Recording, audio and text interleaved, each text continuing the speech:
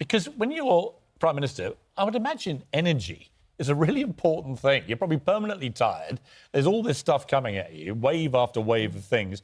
And you discovered that the miracle source of energy for you with Prime Minister's questions was bananas.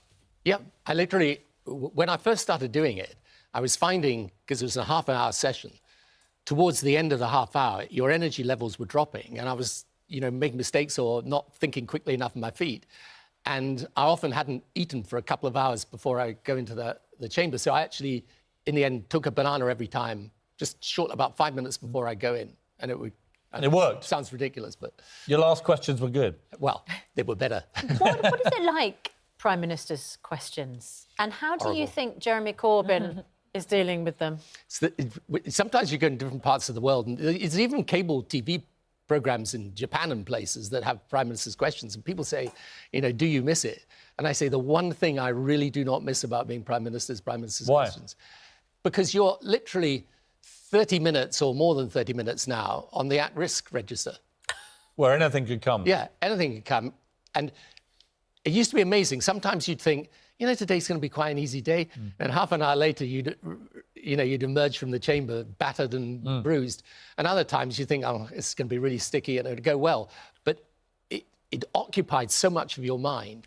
I mean, it was... and it's almost like a sort of physical thing, because you have to keep your mind so alert, because you make one mistake in Prime Minister's questions and, you can be misleading Parliament, or, you can... And your own side is sitting there in judgment on you the whole time. So, you kind of think they'll all be roaring their approval, but frankly, they're much more like a sort of dispassionate audience, and they're thinking, has he lost it, or is he... Well, you did in the end, like every Prime Minister, you become an ex-Prime Minister. Yeah. It's interesting because you were such a popular new breath of fresh air Prime Minister in 97. We all remember the tidal wave of Blairism and so on. You then get re-elected. You then got re-elected after the Iraq War, notwithstanding how divisive and polarising it was. And yet you will know, when we said you were coming on, a lot of tweets, don't have this warmonger on, this liar, this, that and the other, and others looking forward to it, but a lot of hostility. Well, Andrew and Kevin earlier were saying Iraq, is a thorn in your side and has affected your reputation and your legacy. When I came in 1997, it was bright-eyed and bushy-tailed, and frankly, I thought you could please all of the people all of the time, and I learned very quickly that you can't. If you come into politics and popularity is your game, if you're in government, it's not going to work. You'll find in the end, for whatever reasons, people will, they come to a point where they're fed up or they want to change. Obviously, sometimes I feel it's unfair if people think literally Iraq is all there is. I mean, there are many other things that we did. And, when I'm asked to sort of talk about it, I say, well, we introduced the first minimum wage. We made record investments in health and education. We did the Good Friday Agreement in Northern Ireland, won the Olympic bid. We did lots of different things. But, if you take a big decision like that, it's... An international when you're Prime Minister and you send consequences. troops to war, and my brother was one who went to war in Iraq at your behest. When you do that, that seems to be the biggest decision a Prime Minister can take. And in the end, you can argue about the merits of why we went to war. But the reality of the Iraq war, it seemed to me, was that the failure to find the weapons of mass destruction led to a deep distrust, not just in you and your government, but also, I think, in the Americans and all of it, frankly. It then led to huge turmoil through the Middle East. Many could argue that the rise of ISIS could be directly linked back to the turmoil created by the Iraq War. We've seen how that's gone. Iraq is still, a very dangerous country, very unstable country. Vast swathes of the Middle East are very dangerous and unstable. I'm not expecting you to say, I'm sorry, I got it all wrong. But given the way everything has played out from the Iraq War onwards, was it a smart move by the Allies to do what we did with Saddam Hussein?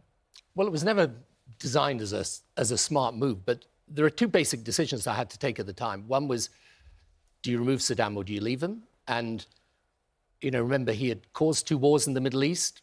He had actually used chemical weapons against his own people and against others. And the other decision I had to take was, do you stay with America or I mean, the choice was really America or Russia at the time. I think the one thing that is important, and Piers, you opposed it at the time, and so I've always had respect for people who actually opposed it at the time saying this. But I think there's been a tendency to run together the decision to remove Saddam in 2003 with then the outbreak of unrest right across the Middle East from 2011 onwards, which was the Arab Spring. And actually, if you look at Iraq today and talk to the new president of Iraq, look at Iraq, Syria, Yemen, Libya, I would say all of those countries have difficulties, but only in one case, Iraq, is the president and prime minister welcomed the world over as the accepted legitimate government. So I think, I think there will be a time when people look at this again in history. I think the most important thing for me, and this is why you get these things, people saying to you, why have him on your program and so on and so forth. The most important thing for me is, in the end, as Prime Minister, you've got to take your decisions. And the only thing I ever say to people is, I took the decision in good faith. If you don't agree with and don't want to listen to me as a result of it, I completely understand that. But don't say I, took it in bad faith, because I didn't. I just want to, just on that, do you have any regrets? Yeah, no, of course, you always have regrets about issues like this, because you can never predict when you start something like this how it unfolds. What's the biggest regret on Iraq for you? For me, absolutely, the failure to understand the depth of this Islamist religious problem in the Middle East. And therefore, I spend a lot of time in the Middle East today. I think it's all about one big struggle now all over the region, and that is, can the religion of Islam find its proper place in the modern world, or is it turned into a political ideology which then tries to govern countries and societies? And that battle, I think, is being played out all over the Middle East today. So what is your regret about it? My regret is not having the depth of knowledge. And had you had that depth of knowledge, would you have waged the war in Iraq? Well, I still think it would have been right to remove Saddam, but obviously how it unfolded would have been quite different. So you mean the planning for what happened afterwards was a mistake? Well, the planning it wasn't good enough. Lacked a very important component.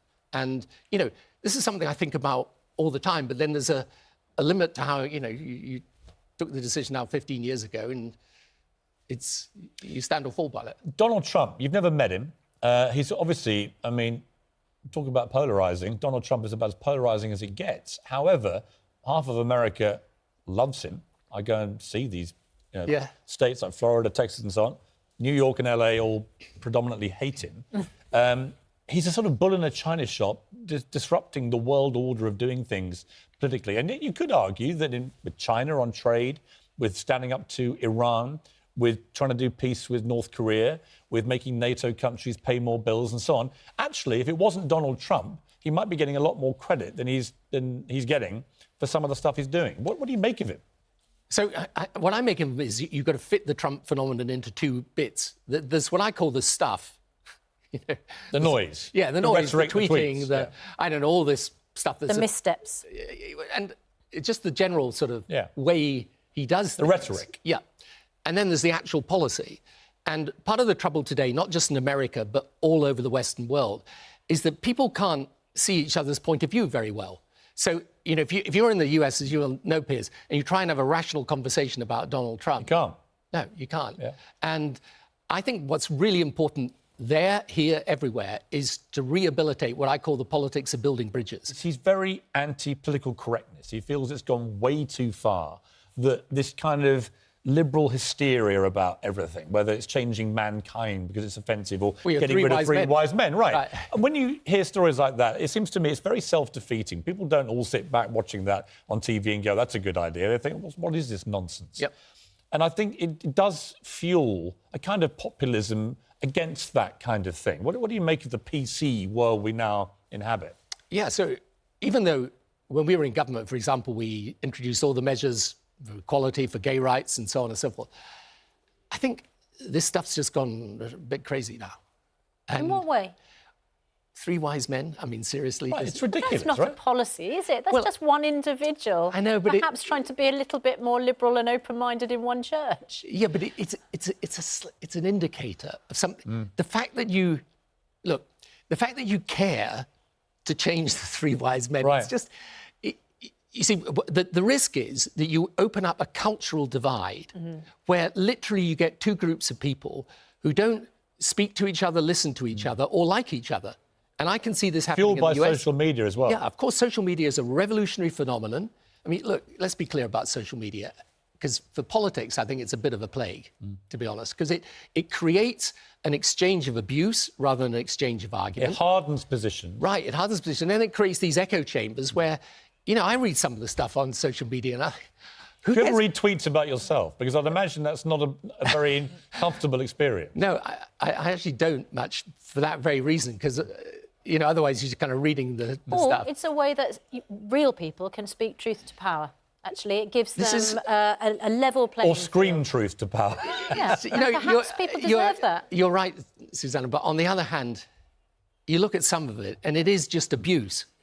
And the point is that my point is if you end up with two groups of people, society really polarised in this way, and, you know, of course, there's a sort of younger generation that will obviously, you know, is going to be much more forward and liberal on these issues. But you can be liberal while still retaining some anchor of common sense. There'll be people watching this, the ones who don't, you know, dislike you, who'll be listening to you very eloquently espousing a very clear view about Brexit, talking about PC stuff in a way that they probably agree with and so on. Look at you, you look a fit guy, you're still relatively young by political standards. Actually, you're not doing very much in terms of officially changing the world right now. Why aren't you coming back to get involved again properly? Why don't you come and lead the Labour Party again? There are people who think you should. Well, I don't think that's really possible. Why? Well, give me one reason why it's not possible. Well, people would have to want it to happen. Would you win an election to lead the Labour Party?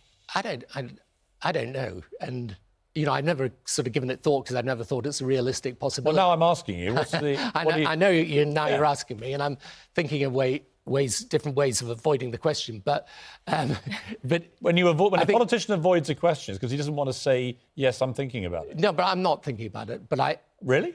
No. I'm not giving it any thought. I haven't given it... You've not looked at the chaos of the Labour Party and the lack of proper leadership and thought, you know what, I could ride back here and sort this out. Yeah, but what are my chances of leading the Labour Party? I don't know. Zero. I don't know. Are they zero? Yeah, I would say.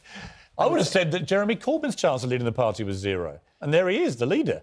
What do you think about an alternative party? That at the moment Labour is so split between you know, the leadership that wants to honour the Brexit referendum but is confused about how to do that. And then, you know, members like Chuka Umunna, who are devout Remainers and who probably represent a large swathe of Labour Party supporters. Do you think there's an opportunity for another party? I mean, I always say this to people, I'm not organising it or agitating for it, but I do think if you leave a large number of people politically homeless, at some point they'll build a home.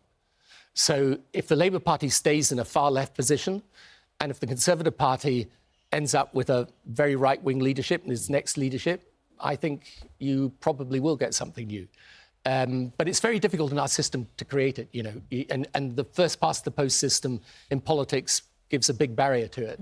But, you know, there are lots of people, and I meet them the whole time, who say, I don't really feel I can vote for a Corbyn-led Labour Party and I don't really want to vote Tory. So what do I do? And I think if politics sticks where it is, at some point, it's just there are too many smart people who are there without a home that are going to say, we'll have to build one. But who knows? Finally, Tony Blair, yesterday was a momentous day in history, actually. Arsenal beat Spurs 4-2 under our new manager, 19 games unbeaten now. You talk about leadership, you talk about clarity. What do you make of the Unai Emery revolution? Who do you support? I support Newcastle. Yeah, so we don't really want to talk about Newcastle because it'll only depress you. Yeah, well, we're still in the Premier. Do you share my joy that Arsenal have resurged under Unai Emery? How could you crowbar in a question about Arsenal to a man who doesn't even support them? Yeah. Yeah, now you've got me absolutely speechless. Anyway, if it's put you in a good mood this morning, I'm very happy for you. It actually has. It actually has. Tony Blair, great to see you. Thank you very much for coming in this morning. I know it's not something you would choose to do as a rule of thumb, to do breakfast telly, but we appreciate it. And please come back again.